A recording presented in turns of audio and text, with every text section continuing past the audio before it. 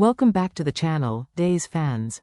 Today, we're diving into one of the most deceptively explosive episodes of the month, Thursday, December 4th.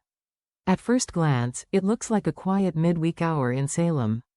But underneath the surface, every storyline shifts, twists, and sets up aftershocks that will define the rest of December. On this day, a single sentence unlocks EJ's buried past. A father steps into a love triangle on the verge of collapse. A marriage trembles under pressure. A young couple tries to hold on to each other. And deep inside Bayview, a new alliance forms, one that could blow this entire storyline wide open. This is your full breakdown, dramatic, detailed, and overflowing with clues for what comes next. Let's get into it. Thursday begins with the kind of moment Days of Our Lives does best, simple on the surface, but devastating underneath. Kat Green enters EJ's office with what appears to be just another polite request. She smiles. She speaks softly. She moves with her usual blend of confidence and mystery. But then, it happens. Not a scream, not a reveal, not a dramatic confession, just a sound, a slight change in tone. A rhythm in her speech. A tiny, almost insignificant gesture of her hand brushing her hair behind her ear. And that is all the trigger EJ DiMera needs. Suddenly, the walls of his office fade. The polished desk, the legal documents, even Kat's presence, they dissolve into a blinding memory he thought he had lost forever. He's in Italy again. He feels the cold sheets of the hospital bed beneath him. He hears the soft, calm voice of a woman reading to him, a voice that soothed him at a time when he didn't even know who he was.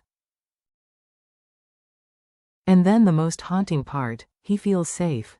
A feeling EJ rarely admits, even to himself. The memory crashes over him like a tidal wave. His breath catches. His posture stiffens. His pulse jumps visibly in his neck. EJ tries to regain composure, tries to rebuild the DiMera mask he always wears. But the audience sees the fracture, a moment of raw vulnerability from a man who prides himself on control. And then comes the realization. EJ recognizes Kat, not the Kat standing before him, but the Kat who cared for him. The Kat who read to him. The Kat who should not be connected to his time in Italy at all. It changes everything. His trust evaporates. His suspicion skyrockets. And yet, he cannot pull away from her. Because Kat is no longer just a complication. She has become a living link to the blank spaces in his memory, the missing months, the unspoken dangers, the past he never fully confronted. Kat, of course, has no idea she just opened a locked door inside EJ's mind, a door that leads straight into one of December's most explosive upcoming twists. While EJ struggles to understand his past, another emotional battlefield erupts across Salem, this time involving Stephanie, Alex, and Steve Johnson. Stephanie has been trying to keep her relationship afloat, even as Alex's behavior grows increasingly unsettling. He's clingy. He's defensive. He's terrified of losing her, so terrified that he doesn't recognize he's pushing her away. Steve sees everything, every red flag, every manipulative tendency, every excuse Alex makes. And on Thursday, he can't stay silent anymore. What begins as a tense conversation quickly escalates into a confrontation thick with emotional weight. Alex claims he's acting out of love. He insists he's doing what's best for Stephanie. He swears he's the only one who understands her needs. But Steve doesn't back down. His voice is steady, his expression is sharp, and his words land with the force of years of wisdom and anger. "You're not protecting her, Alex," he says. "You're manipulating her, just like Victor used to." It's the comparison Alex fears most. The ghost of Victor Kiriakis still haunts him, and Steve knows exactly where to strike. Stephanie, caught between them, is visibly shaken. Her eyes dart back and forth. Her breaths shorten. She feels trapped by two versions of love, one overbearing, one overprotective. And in that moment, a painful truth emerges. No one is listening to what Stephanie wants. Not Alex. Not Steve. Not even Stephanie herself, because she's drowning in the pressure. The scene ends without a clear victory, but the emotional fallout is unmistakable. Stephanie is at a breaking point. And when she finally chooses a path, the heartbreak may be unavoidable. Thursday marks the moment this love triangle stops being messy and becomes dangerous. As other relationships crack, Chanel and Johnny find themselves facing their own storm. A storm built not from betrayal or lies, but from fear. Their argument begins quietly. A disagreement, a misunderstanding, but beneath the surface, months of unresolved tension swirl. Possibility 1. Johnny is terrified about Sophia's sudden shift in behavior. He sees the signs, the quietness, the unpredictability, and he fears it spells trouble for Trey. He worries that Chanel is underestimating the danger. Possibility 2. Chanel feels Johnny slipping into Demera mode, protective, secretive, loyal to his family even when that loyalty hurts the people he loves most. She feels him pulling away emotionally, even as he insists he's right by her side. The argument grows heavier, not louder. Johnny's voice breaks with worry. Chanel's eyes fill with frustration. They aren't fighting against each other, they're fighting for the version of their relationship they want to protect. But here's the tragedy, they're not on the same page anymore. The camera catches everything. A moment where Johnny hesitates before responding. A flicker of hurt on Chanel's face. A breath taken too slowly. A silence that lingers too long. Those micro moments matter, because DOOL has always shown that relationships fall apart in whispers long before they break in explosions. Their marriage doesn't collapse today. There's no walkout, no betrayal, no ultimatum. Instead, something subtler, and far more dangerous, happens: distance. Something shifts. Something delicate. Something that may not shift back. Thursday plants the seed of doubt. And doubt, in Salem, grows quickly. Among all the chaos unfolding across Salem, Thursday delivers a surprisingly tender storyline, one that quietly becomes one of the most emotionally complex moments of the episode. Tate Black is unraveling. He's shaken to his core after seeing Rachel completely break down at Bayview. He saw her scream, collapse, lose control, and then he watched Brady walk away, leaving her behind in a place meant to heal her, but that feels more like a prison to Tate. So Tate blames himself. He thinks he pushed too hard. He thinks he failed her. He thinks he should have protected her from everything, including herself. And that's when Holly steps in. Holly arrives not with grand gestures, but with quiet strength.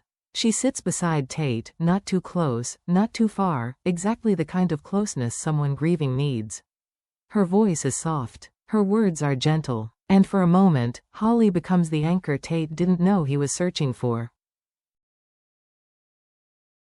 She tells him Rachel isn't dangerous, just hurting. She tells him Rachel's breakdown wasn't his fault, that trauma doesn't follow logic. She tells him things will get better, even if she's no longer sure herself. Tate listens. He absorbs every word like a lifeline. He laughs weakly, the kind of laugh that's half relief and half exhaustion. He breathes a little easier. The storm inside him quiets. But the beauty of this scene hides something darker. The audience sees what Tate doesn't. Holly's facade is cracking. Her eyes betray her. They're wide, flickering, restless, filled not with comfort, but with fear. Because Holly knows Rachel. She's watched her spiral for weeks. She's seen the warning signs everyone else tried to ignore. And now, seeing Rachel's breakdown firsthand confirms Holly's worst fear. Rachel might not come back from this. And Holly can't shake the feeling that this isn't just a mental health crisis, it's the beginning of something far more dangerous. So while Tate emotionally rises, Holly silently sinks. She smiles for him. She reassures him. She pretends she's certain. But inside, Holly is unraveling, and Thursday is the first time the audience sees her fear take root in a way she can no longer outrun. And now we reach the most chilling plotline of the entire episode, a storyline that flips the narrative in Bayview from heartbreaking to downright terrifying. Rachel Black is sitting alone in a stark, cold room. Her shoulders are curled inward. Her hands tremble in her lap. Her eyes are swollen with tears. She's a child collapsing under the weight of trauma too heavy for her to carry. Her father left her there. Her mother is in prison. Her memories are fractured. Her emotions are spiraling. She has never felt so alone. But she isn't alone. Sophia Choi has been watching her, silently, strategically, carefully. At first glance, Sophia looks like the perfect example of a patient disconnected from reality. Her expression is blank. Her gaze unfocused. Her body language empty and limp. The staff believes she's barely functioning. The other patients avoid her. Even Rachel hesitates to approach her at first. But everything changes the moment the nurse steps out of the room. Sophia moves. Not much, just enough.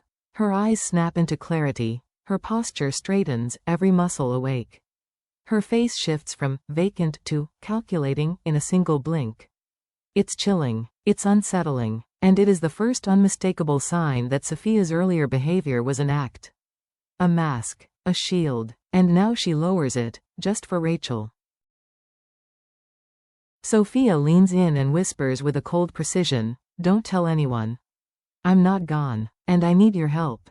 The moment is eerie. It's clever. It's dangerous. Because Rachel, broken, desperate, and starved for stability, responds immediately. She agrees. Because Sophia doesn't just need help. She's offering Rachel something Rachel hasn't had in weeks: validation, connection, a sense of purpose. And Rachel clings to it. In that instant, Sophia gains something she has never had before: a vulnerable, impressionable, emotionally unstable ally, one who will follow her without question. This is not therapy. This is not healing. This is recruitment. DOOL flips the script entirely, turning Sophia from a tragic victim into a formidable psychological manipulator. Thursday marks the moment this storyline stops being sad and becomes dangerous. Fans will look back on this day as the moment everything quietly changed. The moment Sophia Choi stopped being passive and became the catalyst for chaos. Thursday's episode isn't explosive on the surface, but underneath, the ground is shifting for nearly every character. EJ's buried memories flicker back to life, a spark that could ignite the biggest DiMera reveal of the year. Stephanie's emotional stability fractures, caught between a father who sees danger and a boyfriend who can't control himself. Chanel and Johnny's marriage falters, the first tremor of a larger collapse forming on the horizon. Tate finds hope, but Holly's private fear grows darker, heavier, harder to hide. And inside the walls of Bayview, an alliance is born that could devastate every family connected to Rachel and Sophia. Nothing explodes today. Nobody falls apart. No truth comes fully to light. But everything shifts. And in Salem, the smallest shifts lead to the largest earthquakes. December 4th isn't the climax. It's the warning. A quiet one. A subtle one. A dangerous one. Because if today is the tremor, December is going to be the quake.